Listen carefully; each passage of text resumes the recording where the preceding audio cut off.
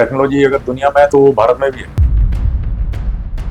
अभी वो बात नहीं रही कि यूएस में टेक्नोलॉजी और हमारे पास नहीं है। न्यूक्लियर बॉम्ब्स हैं हमारे पास। आज तेजस एयरक्राफ्ट बनकर तैयार है, हेलीकॉप्टर्स हम बना रहे हैं, आर्टिलरी गन्स बन रही हैं। हर तरीके की जो भी टेक्नोलॉजी दुनिया में है वो यहाँ पे है। ना आपको बताया ना किसी को बताया जाएगा। अब जैसे इजराइल वाला हुआ कि हमास ने अटैक कर दिया, 1200 लोग मार दिए। इजराइल इतना स्ट्रांग कंट्री है, हो गया सरप्राइज वो। लेकिन उसके बाद क्या हुआ? पॉलिटिक्स के अंदर ये चलता है कि चाइना है वो इतना आगे आ गया हमारी बॉर्डर से। आप उसके लिए इतिहास पढ़ो। 1925 में एक बॉर्डर मार्किंग हुई ब्रिटिश टाइम में। चाइना में उस वक्त राजाओं का राज था, तो उस वक्त राजाओं के पास में वो पूरा तजवीज बना के भेजा गया, उन्होंने एग्री नहीं किया। फिर 1948 के अंदर रिवॉल्यूशन हो गया, कम्युनिस्ट सरकार आ गई वहाँ पे। तो उन्होंने ये खारिज कर दिया कि भाई जो भी राजाओं के बीच और इंपीरियल पावर्स, जो कि जैसे ब्रिटिश जो इंपीरियल पावर थे, उनके बीच में जो समझौते वो है, हम उसको माने नहीं है। उस वक्त अपने यहाँ पे कांग्रेस गवर्नमेंट थी, नेहरू जी की सरकार थी। हम उसी को लेके बैठे रहे कि ब्रिटिश ये कह के गए, ब्रिटिश वो कह के गए। हम लोग तैयार कर रहे थे, मैप चाइना तैयार कर रहा था लड़ाई की तैयारी। दिखाते हैं ना ऐसे कारोकोरम पास, इस तरफ ऑक्साइजन वाला इलाका, इस तरफ बाल्टिस्तान वाला इलाका, ये हमारा है। बट उसको लेने के लिए फिर दम होना चाहिए। झलको झलको इंडिया शो। तो सर आप कैसा देखते हैं अभी अपने इंडियन आर्मी को इस टाइम पे? किस लेवल पे देखते हैं कि पहले से कितना स्ट्रांग हुआ है? पहले से बहुत स्ट्रांग है। मतलब पहले से हर तरीके से टेक्नोलॉजिकली बहुत एडवांसमेंट है। हथियार सामान जो भी आज दुनिया की सेनाएं हैं, तो हमारी सेना कम नहीं है। मतलब पूरा बनाया जा रहा है, लगातार प्रयास। ये तो लगातार प्रयास चलता है। आज एक हथियार का सिस्टम आता है, वो 5 साल बाद पुराना हो जाता है। तो ये तो सतत प्रयास है। तो हम इंडियन आर्मी मेंटेन कर रही है, एज मेंटेन कर रही है, और वो करनी पड़ेगी। भारत को भारत अगर रखना है तो वो करना पड़ेगा, और वो कर रहे हैं। ये बात तो है सर, लेकिन मैं इसका एक दूसरा पहलू भी जानना चाहूंगा कि जैसे क्या है कि चाइना है या फिर और अदर यूएस है, और भी जो भी कंट्रीज हैं, ठीक है, इजराइल है, उन लोगों के पास अपने से ज्यादा टेक्नोलॉजी है देखा जाए तो।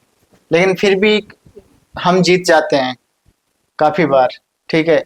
तो मतलब अपने सेना के अंदर मतलब ऐसी क्या चीज स्पेशल है कि हम वो कर पाते हैं? अच्छा, एक तो टेक्नोलॉजी में कहीं इंफीरियर नहीं है। मतलब टेक्नोलॉजी अगर दुनिया में है तो वो भारत में भी है। अच्छा। अभी वो बात नहीं रही कि यूएस में टेक्नोलॉजी और हमारे पास नहीं है। वो सारी टेक्नोलॉजी, न्यूक्लियर बॉम्ब्स हैं हमारे पास में, है कि नहीं? हाँ। किसी ने थोड़ी दिया हमें, हमने बनाया। आज तेजस एयरक्राफ्ट बनकर तैयार है, हेलीकॉप्टर्स हम बना रहे हैं, आर्टिलरी गन्स बन रही हैं। हर तरीके की जो भी टेक्नोलॉजी दुनिया में है वो यहाँ पे है। अब वो है कि हम उतने लेवल पे एक्सपोर्ट नहीं कर पा रहे, हमारा उतना प्रोलिफरेशन नहीं है, लेकिन नो हाउ है, उसको डेवलप करने वाली बात है। आईसीबीएम है, इंटरकॉन्टिनेंटल बैलिस्टिक मिसाइल है। कहाँ की रेंज चाहिए, उधर आज इंडिया की क्षमता है मारने की। आईसीबीएम जो है, जो सबसे लंबी दूरी मार करने वाले अभी जो मिसाइल टेस्ट फायर हुई, अग्नि टेस्ट फायर, जो लेटेस्ट टेस्ट फायर हुआ है, तो ग्लोब के किसी भी हिस्से पे हम हिट कर सकते हैं। अपना जो स्पेस क्राफ्ट चांद पे लैंड हो चुका है, तो उससे ज़्यादा दूर क्या है? वही टेक्नोलॉजी तो वही है। तो टेक्नोलॉजी हमारे पास है, नो हाउ हमारे पास है, उसको बस वेपन सिस्टम में कन्वर्ट करने की देर होती है, और वो नो हाउ भी हमारे पास में है।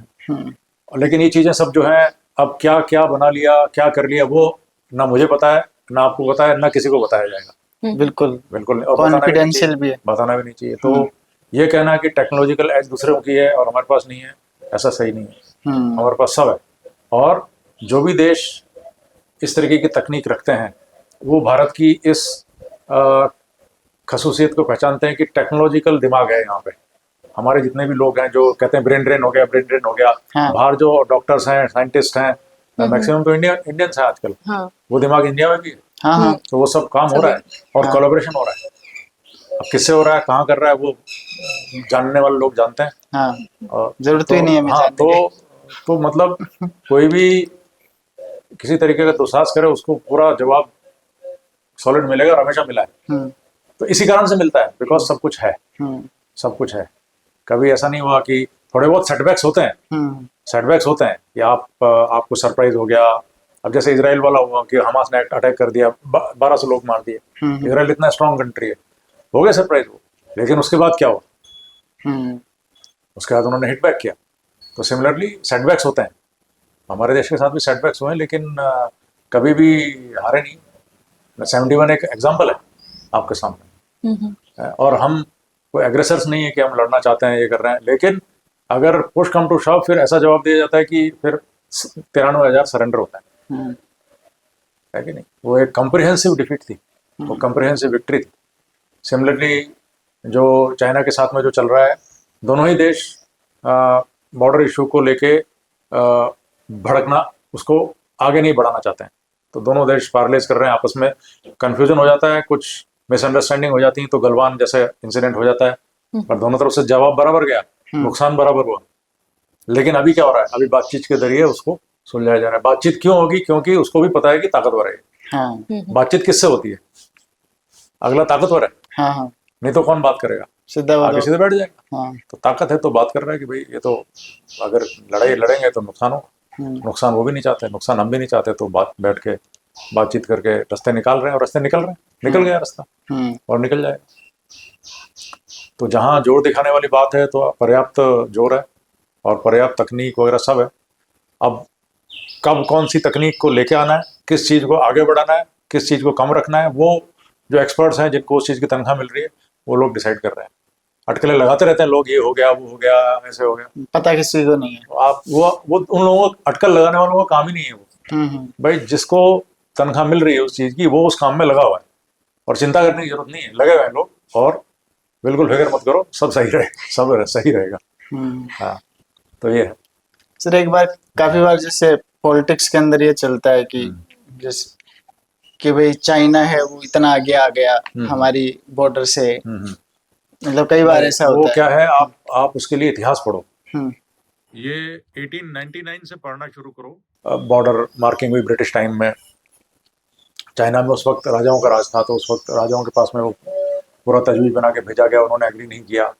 फिर आगे इतिहास चलता है तो 1948 के अंदर रिवॉल्यूशन हो गया, कम्युनिस्ट सरकार आ गई वहाँ पे। तो उन्होंने ये खारिज कर दिया कि भाई जो भी राजाओं के बीच और इंपीरियल पावर्स, जो कि जैसे ब्रिटिश जो इंपीरियल पावर थे, उनके बीच में जो समझौते हुए हैं, हम उसको मान्य नहीं रखते, मान्यता नहीं देते। हम जो डेमोक्रेटिकली इलेक्टेड गवर्नमेंट है या जो प्रेजेंट गवर्नमेंट है, हमारे बीच और उनके बीच में जो समझौता होगा हम उसी को मान्यता देंगे। किस राजा ने वो किया, उसने वो किया, उसको हम मान्यता नहीं देते। तो उन्होंने सिरे से खारिज कर दिया। हमने उस वक्त अपने यहाँ पे कांग्रेस गवर्नमेंट थी, नेहरू जी की सरकार थी, हम उसी को लेके बैठे रहे कि ब्रिटिश ये कह के गए, ब्रिटिश वो कह के गए। हम लोग तैयार कर रहे थे मैप, चाइना तैयार कर रहा था लड़ाई की तैयारी। अच्छा। हम लोग मैप प्रिपेयर कर रहे थे, चाइना लड़ाई की तैयारी कर रहा था। ठीक है। और 1948 के अंदर चाइना में रिवोल्यूशन हुआ, जबरदस्त कत्लेआम हुआ। कत्लेआम मतलब मिलियंस मरे लोग। उन्होंने अपना पूरा जो इंटेलेक्चुअल जो इलीट था सब मार दिया। अच्छा। कम्युनिस्ट ने, पढ़ो इतिहास, ठीक है। और पूरी सत्ता परिवर्तन हो गया, कम्युनिस्ट ताकत में सत्ता में आ गए। 1948 में जब इतनी बड़े पैमाने पर लड़ाई चल रही है और इंटरनल कॉन्फ्लिक्ट चल रहा है, अभी जरा से दंगे हो जाते हैं, शेयर मार्केट गिर जाता है। हाँ गिर जाता है ना, कि वो ईरान में लड़ाई होगी, शेयर मार्केट यहाँ गिर गया। समझ लो कि इंटरनल कॉन्फ्लिक्ट चल रहा है, चाइना के अंदर मारक कत्लेआम मचा हुआ है। 1950 में चाइनीज रेड आर्मी ने यालू रिवर क्रॉस करके कोरियन वॉर में एंट्री कर दी। अच्छा। आप बोल रहे हो कि कंट्री की इकोनॉमी खराब है, ये है वो है। 1948 में तो भयंकर लड़ाई हुई है, 1949 में सरकार बनी है। और 1950 में Chinese red army cross yellow river और कोरियन वॉर में लड़ाई। और किसके अगेंस्ट लड़ रहा है? यूएसए और यूएन के अगेंस्ट में। नॉर्थ कोरिया आज क्या है, क्यों है नॉर्थ कोरिया? चाइना के कारण। अच्छा। और जो 38 पैरेलल ही है, वहां पे स्टेलमेट, नीचे जो यूएस की यूएन की फोर्सेस को रोक दिया उन्होंने। और उसी वक्त तिब्बत में एंट्री कर दी। और यहाँ पे उस वक्त अगर किताब उठा के पढ़ोगे, ट्रूमान प्रेसिडेंट था, उसने नेहरू जी को बोला कि भाई आपको हम देते हैं फौज, तिब्बत में उतर जाओ।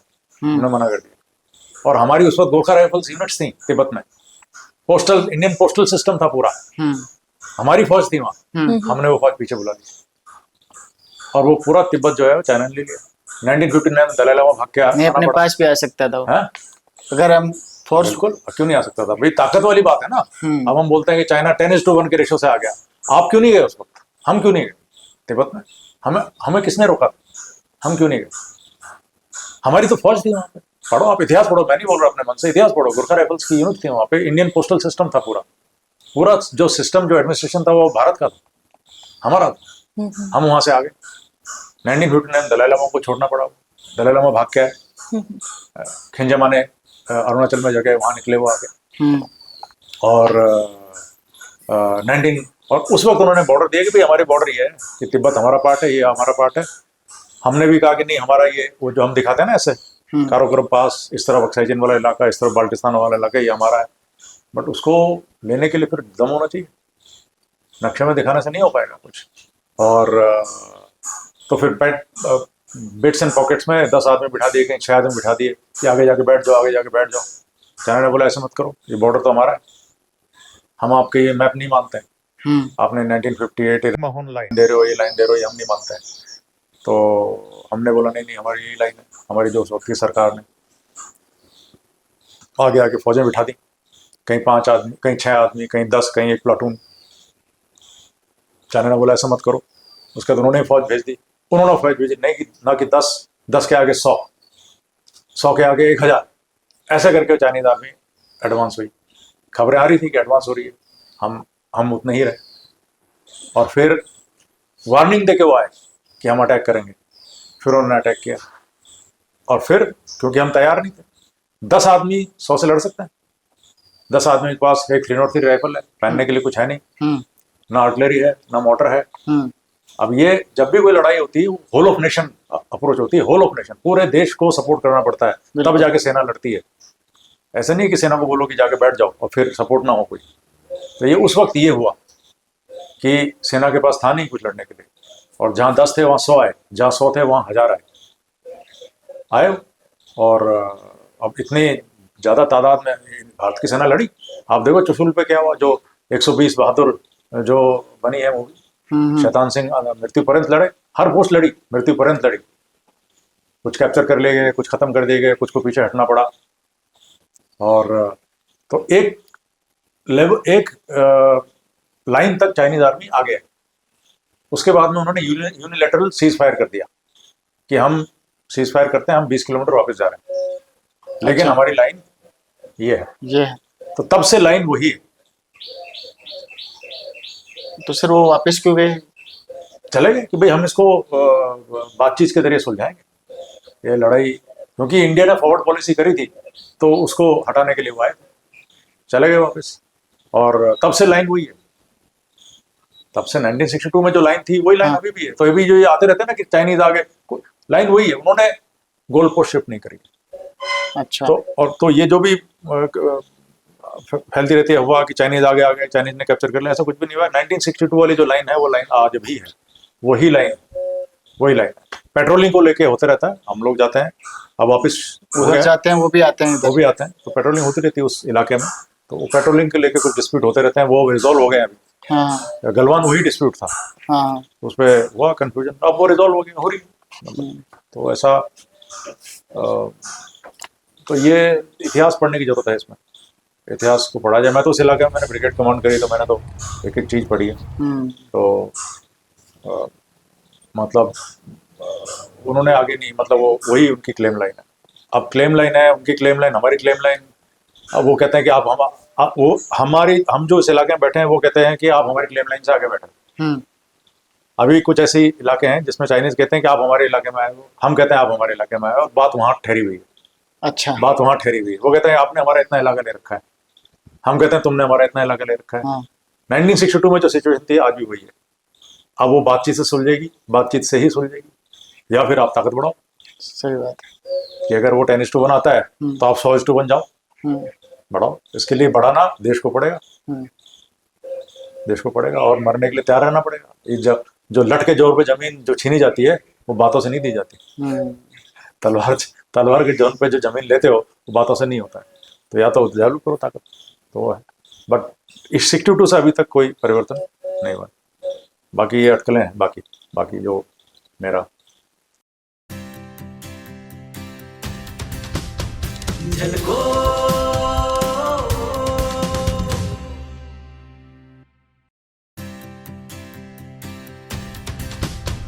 झलको